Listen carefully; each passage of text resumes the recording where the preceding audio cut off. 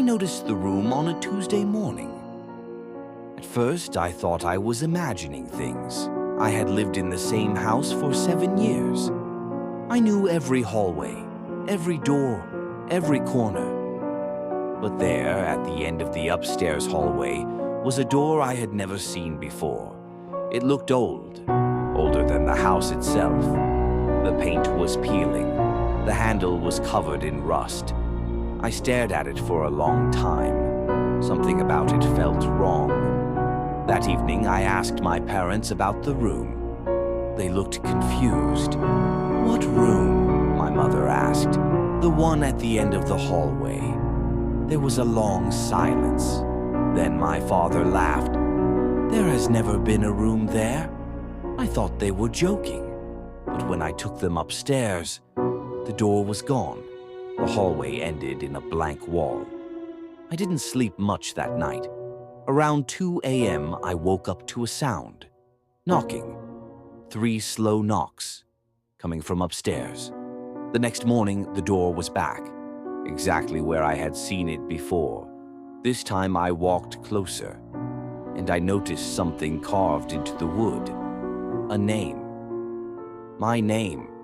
I wanted to leave. I wanted to pretend none of this was happening.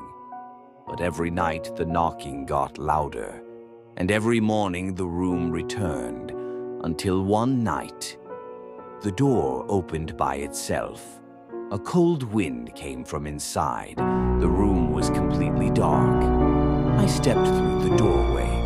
The room was much larger than it should have been. The walls were covered with old photographs, hundreds of them. Every photograph showed me, at school, at work, sleeping in my bed, standing in my kitchen, photos that should not exist.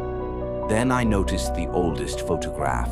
It showed me standing in front of the same door, but I was much younger, maybe 8 years old. On the back of the photograph were 4 words. "You came here before." That was when I heard footsteps behind me.